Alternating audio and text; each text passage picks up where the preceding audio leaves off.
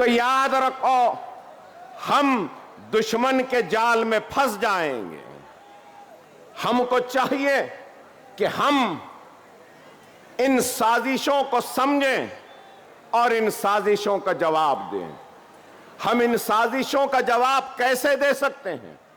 हम इन साजिशों का जवाब अपने इत्तेहाद के जरिए दे सकते हैं, और हम इन साजिशों का जवाब अपने नुमाइंदों के जरिए दे सकते हैं। मैं आपसे यह बात कहूंगा, हमारे ऊपर नाइंसाफियों का तो एक रिकॉर्ड है,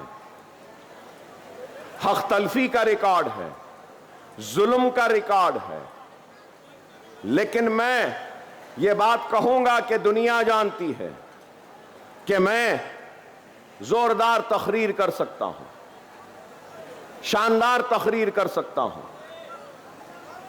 आपको अल्फाज और अपने खिताबत के सैलाब में बहा सकता हूं, और इतनी जोरदार तकरीर करते जाऊंगा आपके आंखों से आंसू भी बहा सकता हूं, नारे तकबीर अल्लाहु अकबर की आवाज भी गुंजा सकता हूं, जज्बात में ला सकता हूं, लेकिन उसके बाद क्या होगा? मेरी आवाज और आपके जज्बात इन्हीं चार गलियों में या इस शहर में दम तोड़ देंगी, लेकिन यही जज्बात, यही बेबाकी और यही बयानी अगर ऐवान असेंबली में होगी या ऐवान पार्लियामेंट में होगी तो इख्तिदार न सिर्फ सुनने पे मजबूर होगा, वो आवाज जो अगर यहां गूंजेगी तो यहां दम तोड़ देगी, लेकिन असेंबली व पार्लियामेंट में गूंजेगी तो सारे हिंदुस्तान को सुनाई देगी। नहीं सारे हिंदुस्तान बल्कि सारी दुनिया को सुनने पे मजबूर करेगी। इसलिए हमारी आवाज का ऐवानों में जाना जरूरी है, ऐवानों में पहुंचना जरूरी है। अगर हमारी आवाज ऐवान पार्लियामेंट या ऐवान असेंबली में नहीं होगी तो फिर क्या फायदा बताओ? हमारी आवाज अगर पार्लियामेंट में गूंजेगी, असेंबली में गूंजेगी, तो हम अपने मसाइल को रख सकते हैं। यही है जमहूरियत का जश्न जो आज आप और हम मनाने के लिए है। तो बड़े ही सोच के साथ, समझदारी के साथ, दूरअंदेशी के साथ हमको अपने वोट का इस्तेमाल करना होगा। आज मुसलमान हैं, सारी दुनिया में मुसलमान हैं, सारी दुनिया में हिंदू हैं, सारी दुनिया में ईसाई हैं, पारसी हैं, मगर मैं ये बात कहूंगा कि आज मुसलमान के पास दौलत है, कहीं पर पेट्रोल की दौलत है, तो कहीं पर सोने की दौलत है, तो कहीं पर गैस की दौलत है। याद रखो मेरे हिंदुस्तान के प्यारे हिंदुस्तानी मुसलमानों, तुम्हारे पास पेट्रोल और सोने वो गैस से बड़ी दौलत है, और वो दौलत तुम्हारा वोट है। इसको समझो, इसकी अहमियत को समझो, इसकी ताकत को समझो। अगर आज हम अपने वोट की अहमियत को नहीं समझेंगे और जमहूरियत का हिस्सा नहीं बनेंगे, अपने वोट का इस्तेमाल नहीं करेंगे, तो फिर हम कैसे पूछ सकते हैं कि हमारे साथ नाइंसाफी हुई? हम कैसे पूछेंगे कि हमारी हक तलफी हुई? खुदारा इस बात को समझो, हालात बड़े नाजुक हैं।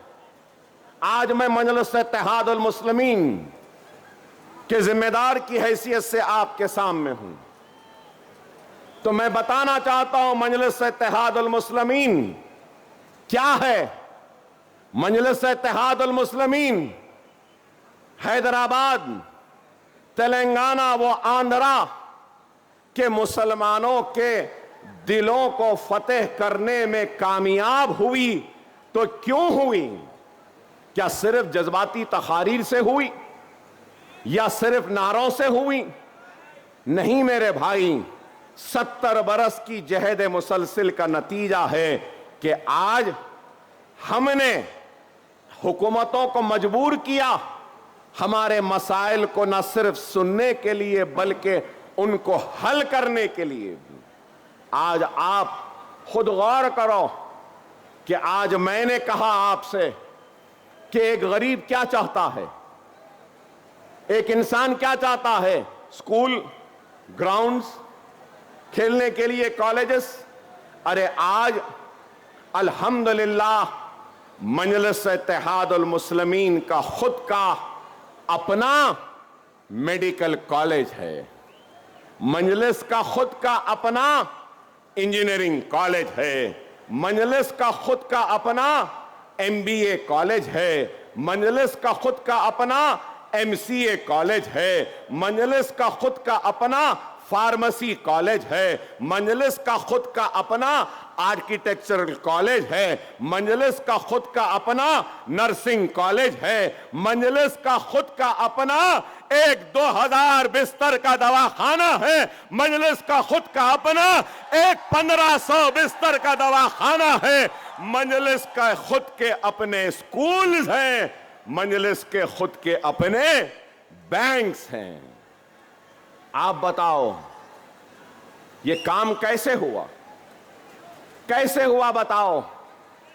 आप बोलेंगे कि मजलिस सिर्फ जज्बाती बातें करती है, नहीं, हमने काम किया।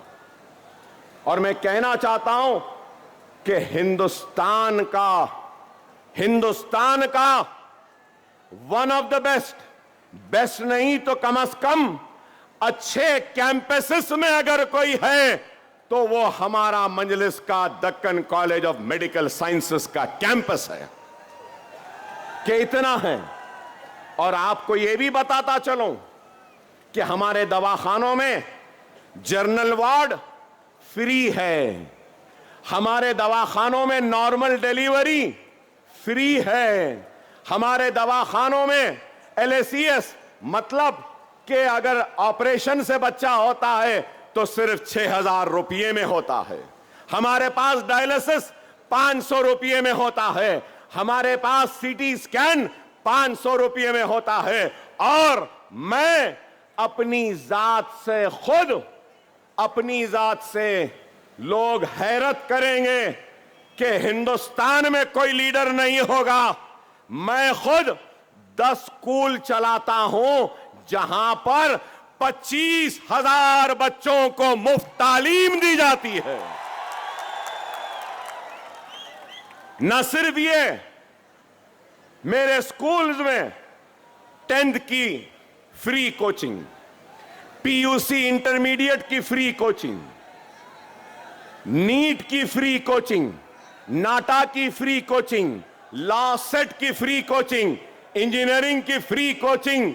आपको सुन के हैरत होगी कि 40,000 बच्चों को मुफ्त तालीम का इंतजाम आज हैदराबाद में अकबरुद्दीन ओवैसी करवा रहा है।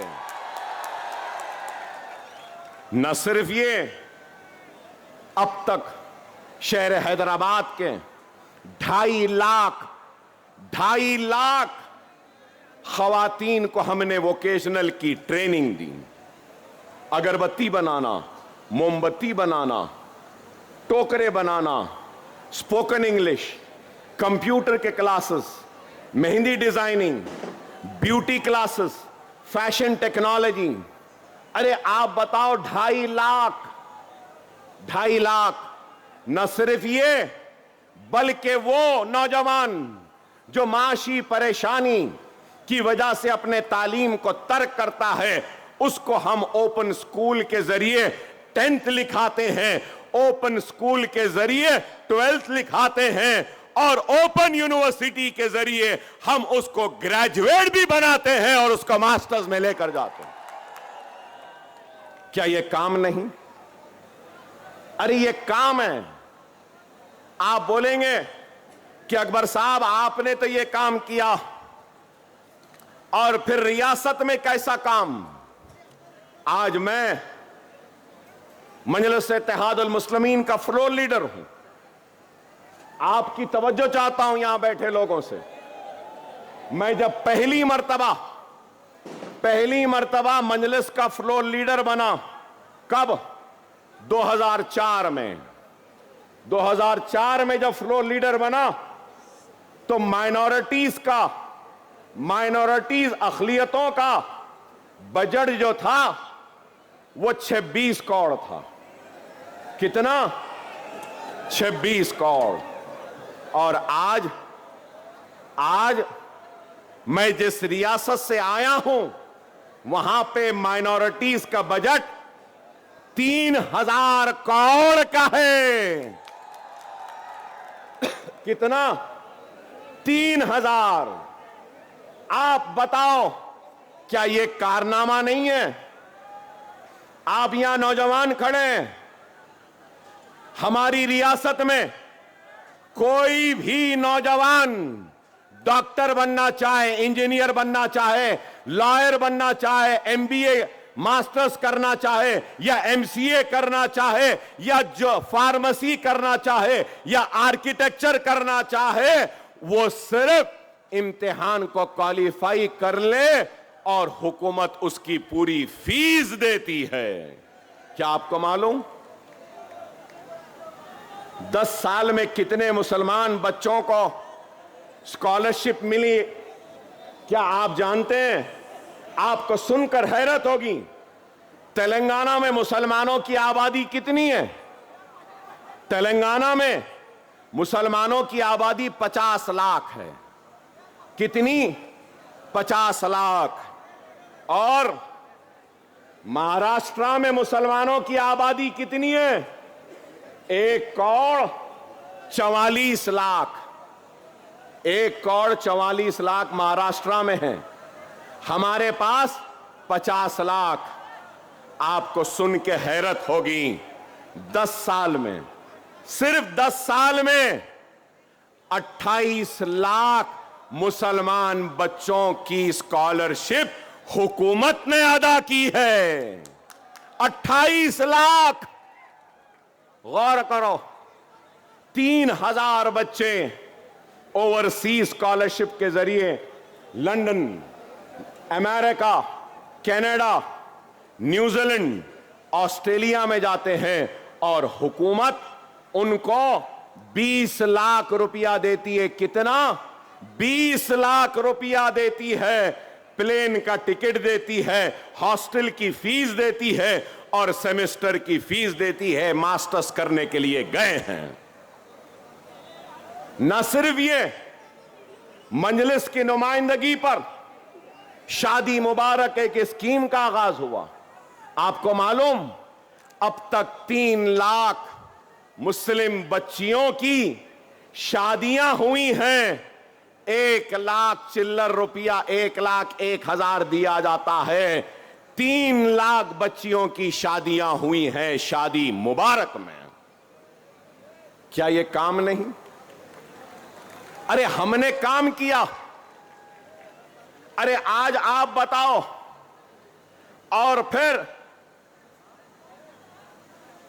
मैंने आपसे कहा कि 1 करोड़ 44 लाख मुसलमानों की आबादी है महाराष्ट्र में, तेलंगाना में 50 लाख। महाराष्ट्र का बजट, अगर मैं गलत हूं तो मुफ्ती साहब मुझे टोक सकते हैं, महाराष्ट्र का बजट, मुकम्मिल बजट 6,12,000 करोड़ का 6.12 लाख करोड़ का बजट है। मैं आपसे बताना चाहता हूं, तेलंगाना का बजट सिर्फ 2,91,000 का है। और फिर माइनॉरिटी वेलफेयर का बजट महाराष्ट्र में कितना है? आपको सुन के हैरत होगी, 928 करोड़। और तेलंगाना में माइनॉरिटीज का बजट 3,003 करोड़ रुपीस है। आप बताओ, 6 लाख करोड़ का बजट है, 1,000 करोड़ भी हमारा हिस्सा नहीं। तो क्या यह नाइंसाफी नहीं तो क्या इंसाफ है? आप बताओ। न सिर्फ ये, पोस्ट मैट्रिक स्कॉलरशिप के लिए महाराष्ट्र में सिर्फ 120 करोड़ है। महाराष्ट्र में पोस्ट मैट्रिक स्कॉलरशिप के लिए 120 और हमारी रियासत तेलंगाना में 420 करोड़ है। और वक्फ बोर्ड को जो ग्रांट दी जाती है महाराष्ट्र में 10 करोड़, तेलंगाना में जो ग्रांट दी जाती है वक्फ बोर्ड को वो 120 crore. Minority finance corporation 500 crore यहां पे बैंक लिंक सब्सिडी है। बैंक लिंक है मतलब बैंक से लिंक है। हमारे पास 450 करोड़ है, कोई बैंक से लिंक नहीं है। एक ही वक्त दे देते हैं, वो ले लेता है, कारोबार करता है और अपनी रोजी रोटी को जमाता है। ये काम है। रेजिडेंशियल स्कूल्स, क्या यहां पे एक भी मुस्लिम रेजिडेंशियल स्कूल है? आपको सुन के हैरत होगी, एक भी महाराष्ट्र में मुस्लिम माइनॉरिटी रेजिडेंशियल स्कूल नहीं है। लेकिन मैं जहां से आया हूं वहां पर 950 मुस्लिम minority residential schools and colleges है। क्या यह काम नहीं? आप बताइए, उर्दू एकेडमी, मुफ्ती साहब आप खोलकर देखिए, यहां नौजवान हैं, यहां प्रेस वाले भी हैं। महाराष्ट्र उर्दू एकेडमी, आपके पास इंटरनेट है तो खोलकर देखिए। नाम तो उर्दू एकेडमी है, लेकिन उर्दू एकेडमी उर्दू में नहीं है, मराठी में है लिखा हुआ। उसका वेबसाइट खोलिए, वाहरे उर्दू एकेडमी। नाम तो उर्दू एकेडमी का है, लेकिन उर्दू में वेबसाइट भी नहीं है, लिंक भी नहीं है। और फिर यहां उर्दू एकेडमी को कितने देते हैं? 2 करोड़। हमारी रियासत में 12 करोड़। चलिए, रमजान में हम रोजा रखते हैं ना। हमारी रियासत में रमजान में मुसलमानों में 68 करोड़ रुपया बांटा जाता है। साड़ी दी जाती है, कुर्ता पैजामा दिया जाता है और उनको ईद के खुशियां मनाने के लिए करीब 68 करोड़ रुपया खर्च किया जाता है। क्या आपके पास है? चलिए ये छोड़ दीजिए, मुफ्ती साहब हैं, मजहबी हैं, यहां पे मसाजिद होंगे, है ना? मसाजिद तो है, मसाजिदों में इमाम भी है, मौजनीन भी है। हमारे पास 17,000 इमाम और मौजनीन को हर महीना 5,000 रुपया दिया जाता है। आप बताओ, क्या यहां के एक इमाम को, एक मौजन को सरकारी खजाने से 1 रुपया भी दिया जा रहा है? अरे ये हमारा काम है। और ये काम किसने करवाया? ये काम मजलिस इत्तेहाद अल मुस्लिमीन ने करवाया। अरे हम सिर्फ हुकूमतों का इंतजार नहीं करते, अपने बलबूते से भी जो होता है वो करते हैं। ये काम है और हम चाहते हैं कि यही काम महाराष्ट्र में हो। तो महाराष्ट्र में हो तो अब यहां बैठे लोग बोलेंगे, अकबर साहब आप वहां पे करें ना, यहां पर भी करिए। नहीं, मैं अगर आज आया हूं तो अकबरुद्दीन ओवैसी और हैदराबाद की मजलिस जैसी उस मजलिस को यहां बनाने आया हूं और अकबर ओवैसी जैसे काम करने वालों को पैदा करने के लिए आया हूं। आपका काम, आपको चाहिए, अगर इखलास होगा, नेक नियति होगी और काम करने का जज्बा होगा और तुम्हारे खिदमात में बेगर्जी अगर होगी तो जरूर यह काम यहां पर भी हो सकता है। क़यादतें आसान नहीं होती। क़यादत करना बड़ा कांटों का ताज है। आसान नहीं होता। अगर क़यादत करना है तो पहले बेगर्ज बनो, मुखलिस बनो, मोहसिन बनो, दर्द को समझने वाला बनो और गरीब की तकलीफ को समझने वाला बनो, तो जब जाकर तुम कामयाब होगे और कुछ कर सकोगे। यही है और कुछ नहीं है।